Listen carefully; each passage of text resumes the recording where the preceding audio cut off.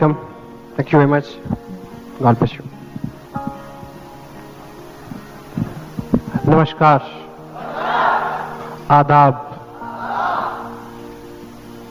भुवनेश्वर की इस पावन धरा पे आज मैं पहली बार आने का सौभाग्य प्राप्त कर रहा हूं और आपके महान जीवन का एक नन्हा सा स्मरण बनने का जो मौका मेरे को मिला है, बहुत प्राउड है मेरे को, उस पर बहुत गर्व है। और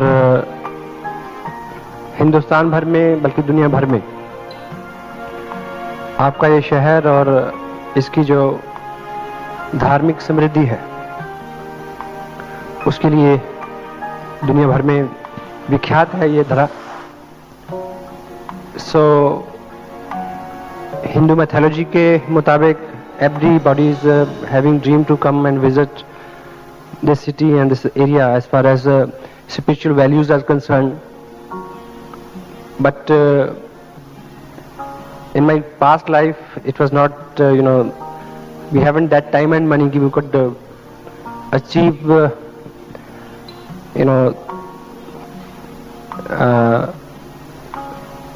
this type of opportunity to visit this place. But luckily this RCM business, it makes dreams come true. कि business के माध्यम से मेरे को यहाँ आने का मौका मिला, and I can extend my serious gratitude towards the people जिनकी वजह से ये business मेरी जिंदगी में आया। मिस्टर सुरेंद्र वंश, मुकेश कोठारी, कैलाश जी, भगचंद जी छावरा, तिलोक जी और बहुत बहुत अच्छे दोस्त जिनके साथ एक परिवार की तरह से हम इस बिजनेस को आगे बढ़ा रहे हैं। Mister Sanjiv Goenka, JP Mishra and Anoop Shekhawat and lot other people. So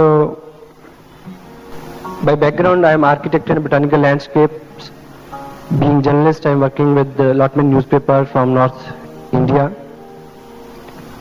and my wife, she is working as an officer with the administration, state government.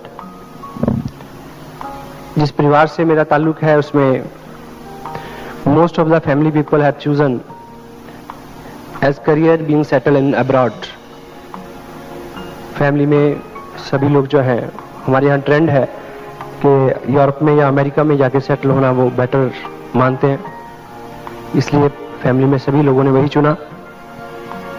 लेकिन मेरा बचपन से कोई इरादा नहीं था इस तरह का, क्योंकि मेरे बहुत सारे विश्वास हैं, उनमें से एक ये है कि सारे जहां से अच्छा हिंदुस्तान हमारा।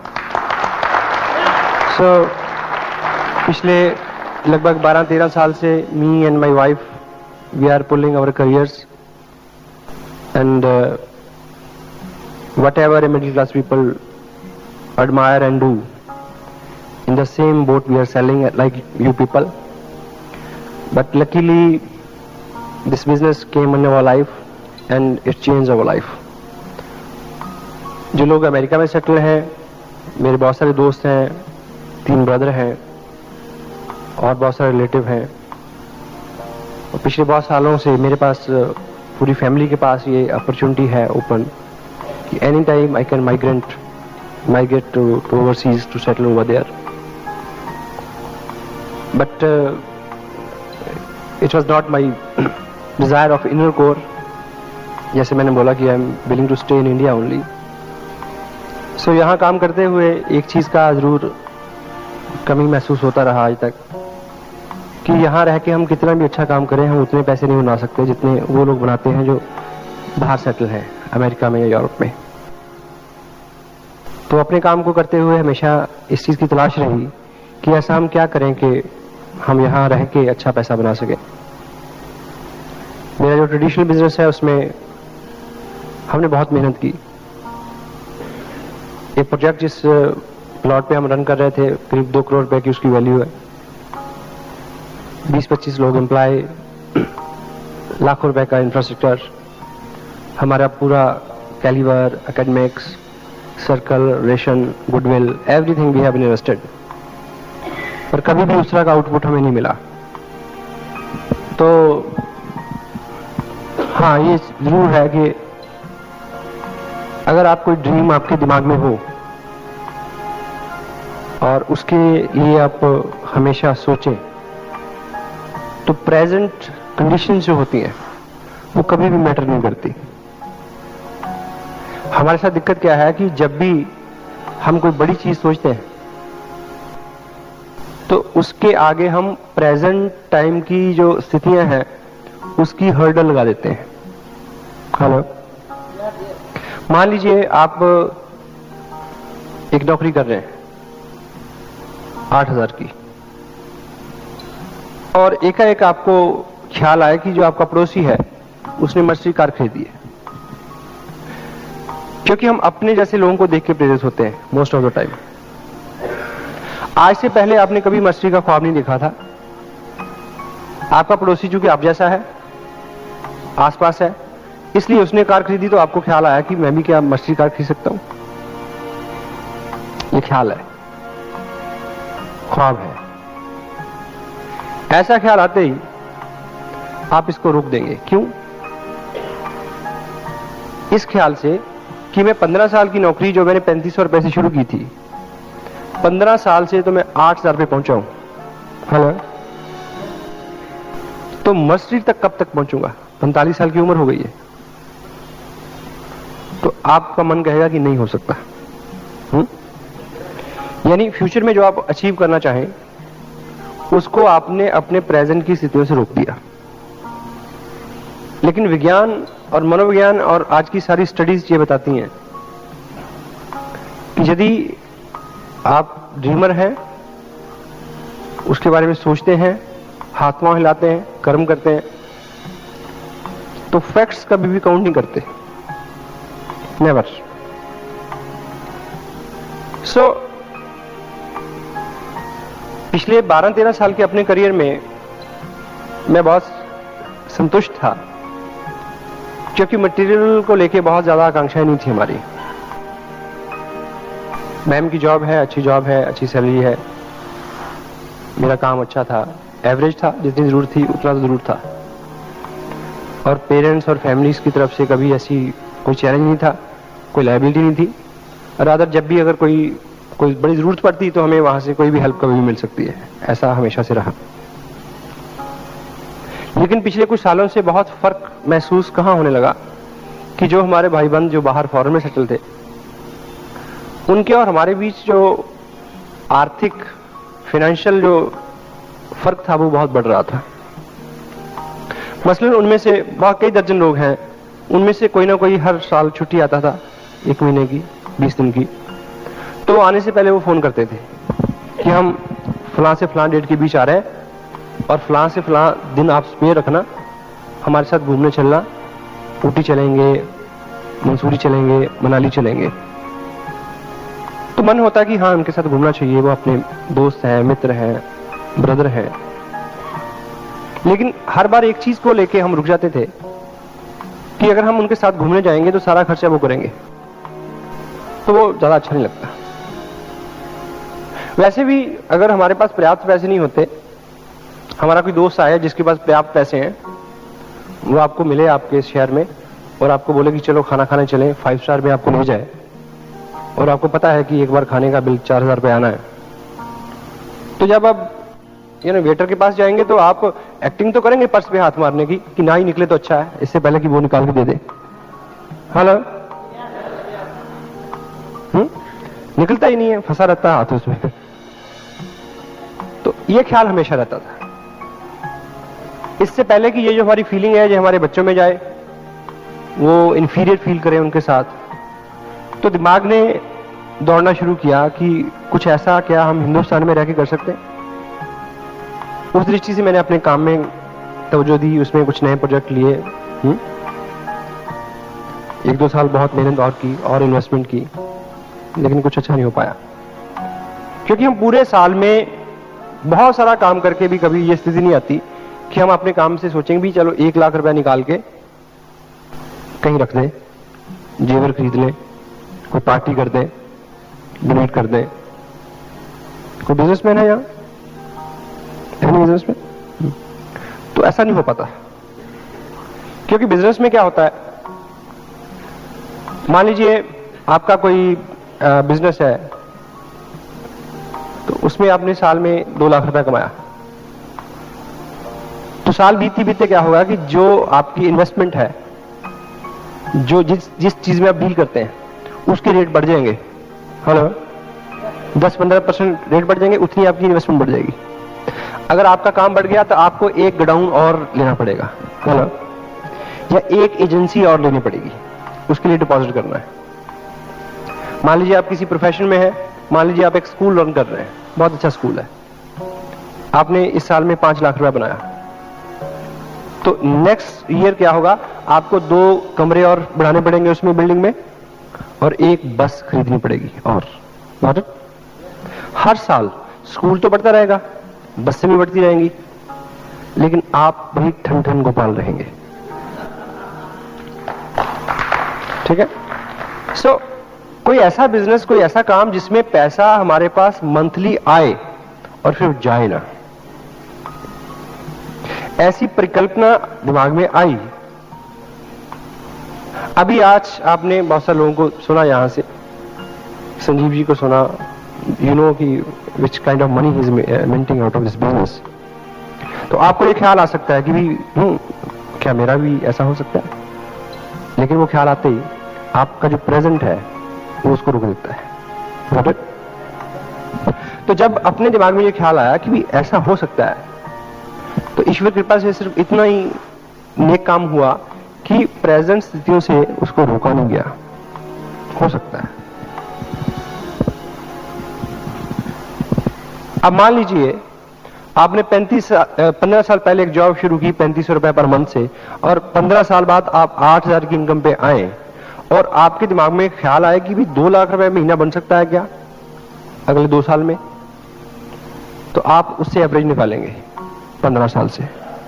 हेलो, वहीं रुक जाएंगे, नहीं होगा। लेकिन फर्क कहां पड़ता है? मान लीजिए मुझे कन्याकुमारी जाना है और मैं दिल्ली से चला हूं, और दिल्ली से चला हूं मैं साइकिल से,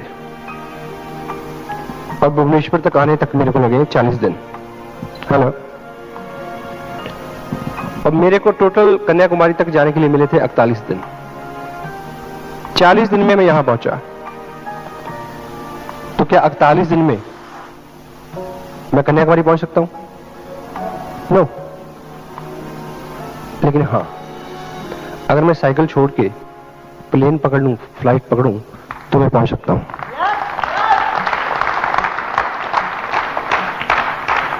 क्यों?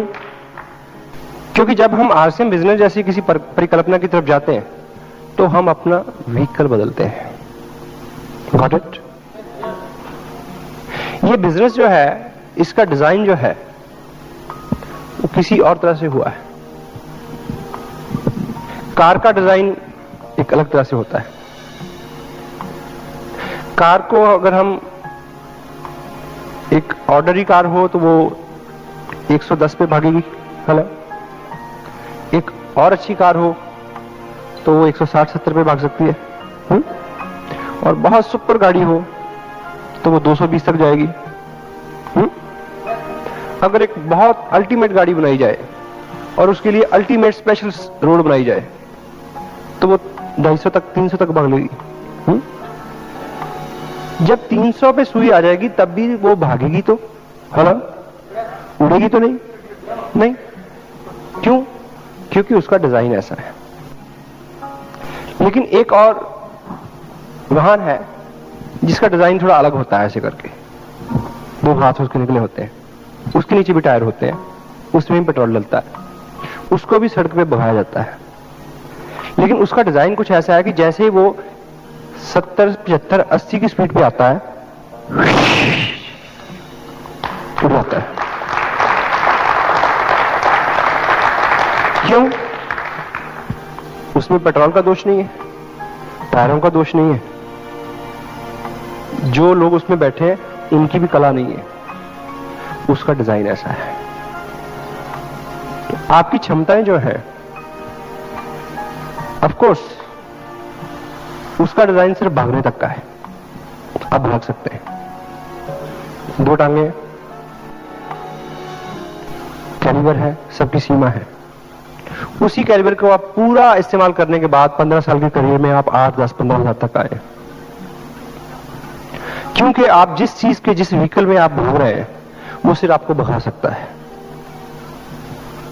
जो लोग बिजनेसमैन हैं उनसे अगर मैं प्रश्न अगर पूछूं, मान लीजिए वो एक महीने में 2 लाख रुपए की सेल करते हैं और वो सुबह 9 बजे अपने शॉप पे आते हैं, शाम 9 बजे तक रहते हैं और रोज सुबह भगवान के आगे धूप बत्ती करते हैं। किस लिए? कि उनका बिजनेस और बढ़े। यही करते हैं या कुछ और करते हैं? है ना? दिन दुगनी रात चौगुनी तरक्की हो। आप उनको ये बताएं कि 2 लाख की सेल के लिए वो 12 घंटे काम करते हैं। चौगुनी भगवान नाम ही करे, दुगनी भी कर देगा तो 24 घंटे काम करना पड़ेगा। ये तो शुक्र है कि भगवान सारी बातें मानता नहीं है। Got it?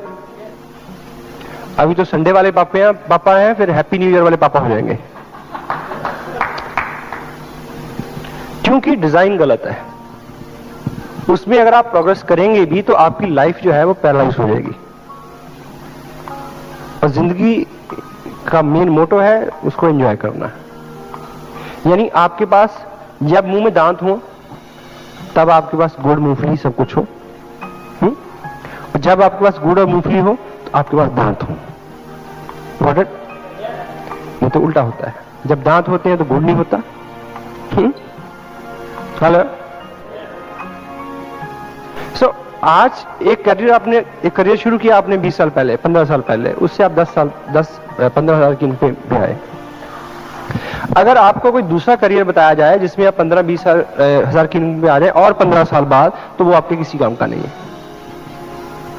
आपको आरसीएम बिजनेस के बारे में आज अगर यहां कोई सूचना दी गई है कि यहां कुछ होने वाला है, उसकी विशेषता ये है कि 2 साल में उतना काम हो सकता है जो आप 15 साल में कर नहीं सके और अगले 45 साल में कर नहीं सकोगे, यहां 2 साल में हो सकता है। लेकिन उसके रास्ते में जो आने वाली चीजें हैं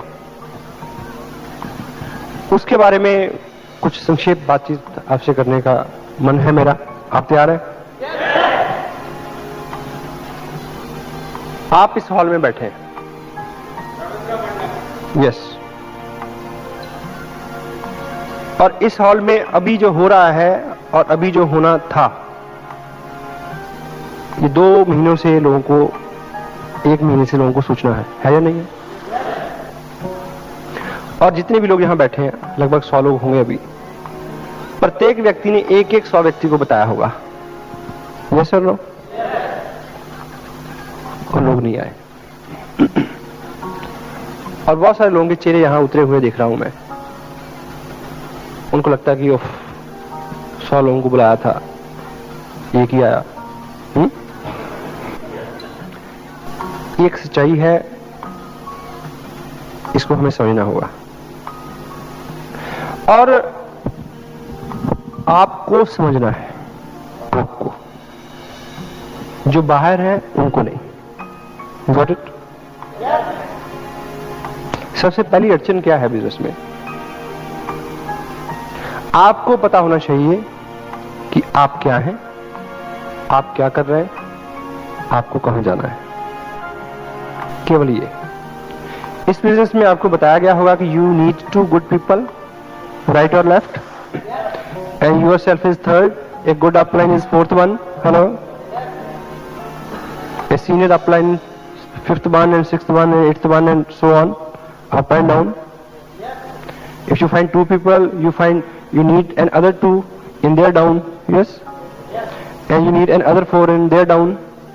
Not many things, not many people, but for success, to succeed in this business, you need one person only. That is you only. You.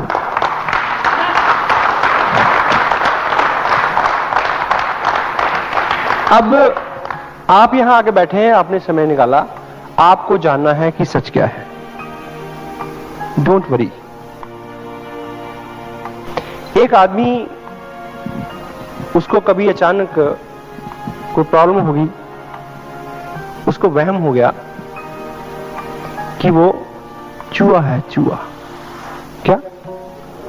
चूहा, रैट, माउस। हो जाता ना कभी किसी आदमी को। जैसे आश्रम में आने से पहले हर आदमी को वहम होता है कि वो बहुत तीस मार खाए हैं, कि उससे ज्यादा अकल किसी को नहीं है। तो उसको वहम हो गया कि वो चूहा है। तो जब उसको जब प्रॉब्लम हो गई तो उसमें क्या था कि वो जब भी कभी बिल्ली को देखता था वो दुबक के छुप जाता था। आप समझ रहे मैं क्या बोल रहा हूं? हेलो। उसको ये वहम हो गया कि वो चूहा है।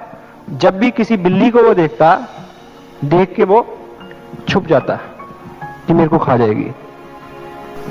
ये प्रॉब्लम बढ़ती गई और बढ़ गई और बढ़ गई, यहां तक बढ़ गई कि सबको पता चल गया। उसको डॉक्टर के पास, साइकियाट्रिस्ट के पास ले जाया गया, उसको प्रॉपर ट्रीट किया गया, काउंसलिंग की गई उसकी। 1 सीटिंग, 2 सीटिंग, 3 सीटिंग, 4-5 सीटिंग में डॉक्टर ने उसको करते करते अपने मेथड से उसको एहसास दिला दिया कि भाई तू चूहा नहीं है, तू शेर सिंह है। तो उसको विश्वास होने लगा, यानी उसका जो इलाज था वो ठीक दिशा में बढ़ रहा था। आखिर एक दिन डॉक्टर ने पूछा कि अब तुम बिल्कुल ठीक हो? बोला हाँ बिल्कुल ठीक हूं। अब बता तू क्या है? बोला शेर सिंह हूं। बोला चूहा तो नहीं हो? बिल्कुल नहीं। बोला तो अब समझ गया ठीक से? बोला समझ गया। फाइनल सीटिंग में डॉक्टर से उसने उसको फीस दी और हाथ मिलाया। क्या अब क्या दिक्कत है? बोला जी मैं तो समझ गया हूं, उसको भी समझाओ।